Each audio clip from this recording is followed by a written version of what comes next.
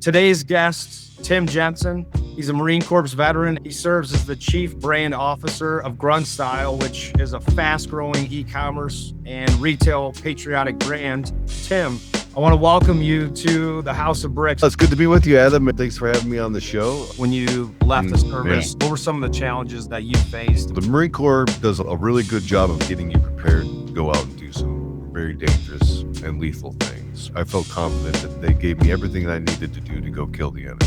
But I don't think that they gave me enough of what I needed to leave after having completed all those things, right? Leaving after a very heavy combat deployment where there was a bunch of loss. I don't think we were really well positioned for that. I had a son that was born right before I left. I came back and I was being asked to be a father, a nurturer, right? And I just spent the last year training to be a destroyer and then 6 months executing that plan and destroying lives. That was a pretty tough moment for me. I started to lose my way. I'm not very proud of some of the things that I got myself into, a lot of philandering, alcoholism, drugs, really bad, destructive behavior. I wanted to die. I was on a cocktail of medicines from the VA.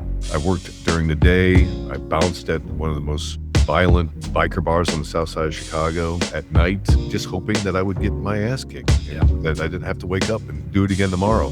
All the while managing a broken marriage. My children lost a lot of things during that time period. But I also learned a lot about myself as well. I learned the resiliency that I'm capable of.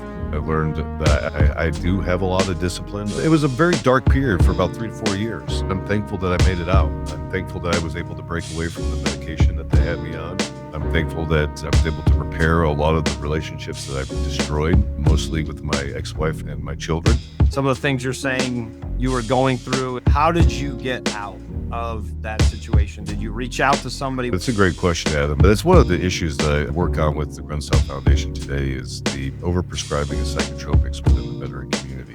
Veteran suicide is the leading killer of veterans today, right? Over 156,000 veterans have taken their lives over the last 20 years. Over $500 million this year, my friends, will be spent on veteran suicide, and that will not save one life. That's the hard data of it all. What we're learning is it has a lot to do with these psychotropics and the overprescribing of it. What really broke me from the medication, I was coming home from work one day to the city of Chicago, and I lived 23 miles away from the city at that time. It was a town called Romeoville on the southwest side. And it's a straight shot. You take the double nickel all the way out of the city into Romeoville. You stay on one road, right? Well, I ended up finding myself onto a different road and 99 miles away from my house in Portage, Indiana, completely the opposite direction of where I needed to go. And, came to on the side of the expressway, not knowing how I got there. My body metastasized a little bit faster that day or whatever the case may be. And I found myself in this acute situation. So at that point, I really determined that I need to get off this medication. This was prior to a suicidal event where I really wanted to fucking take my life. I made the determination that I had to get off this medicine. And I began a relationship with cannabis. I've been free from psychotropics. I've been much better in my own mental health. We talk about testing, failing, learning, and growing. As you look back in the past, what experiences didn't go as planned? 2018, 2019, Grunt Style, we made the decision that we wanted to start our own American manufacturing. My partner at the time challenged me. He's like, Tim, I don't think you can stand up a manufacturing business in less than 60 days. On the 60th day, I don't think you'll be able to have a product that we can take to market. So I knew nothing, right? Went to the professionals, I figured it out, set up a manufacturing shop here in San Antonio. I learned that the Levi's plant that employed a significant amount of people here never displaced. They're still living here. So started putting out information and messaging into the local San Antonio area to bring those people out. We started testing and we started making, and I'm buying linen from rolls, dyeing it, cutting it, putting templates on it, stitching it all together, putting buttons, all the parts and pieces to finishing. And on that 59th day, I still have it in a bag. On that 59th day, I produced the first Grunt Style marketable long sleeve shirt.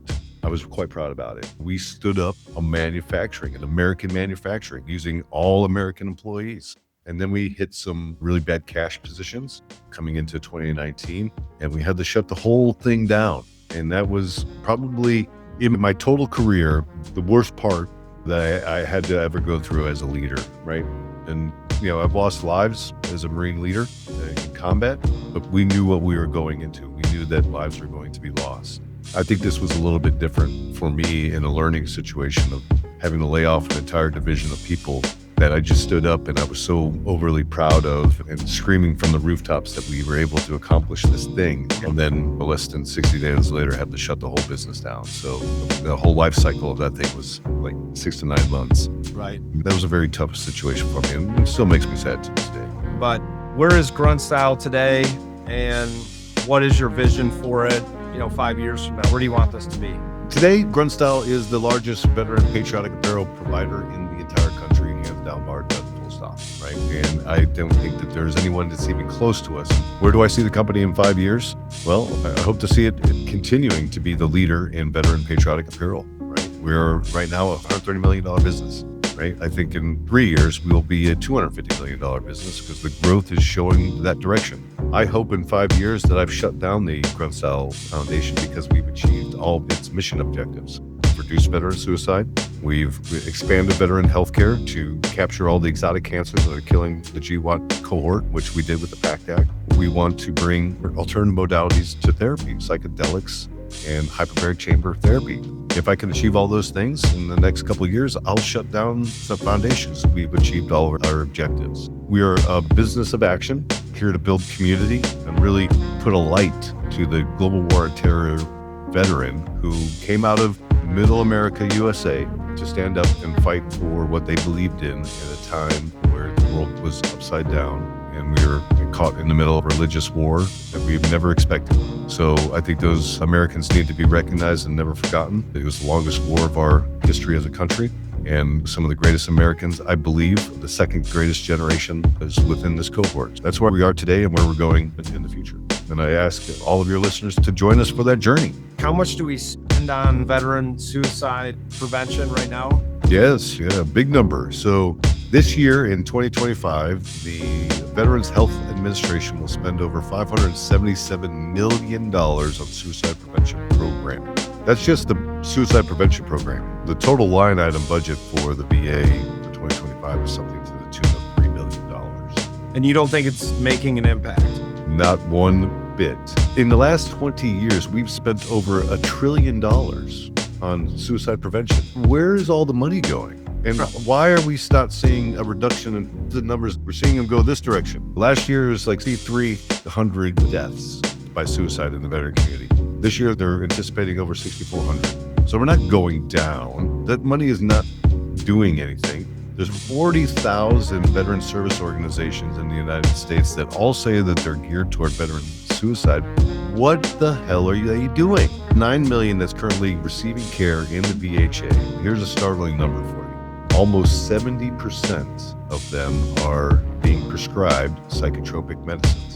70%. And we are scratching our heads here every day wondering why the suicide epidemic is so high. When we are prescribing veterans who are already suicidal, who are coming to the VA, talking to these healthcare providers saying, hey, I am showing suicidal tendencies. I need to get some help. What is the first thing that we're doing to them? We are prescribing them medicine that increases their suicidal ideations. That is absurd.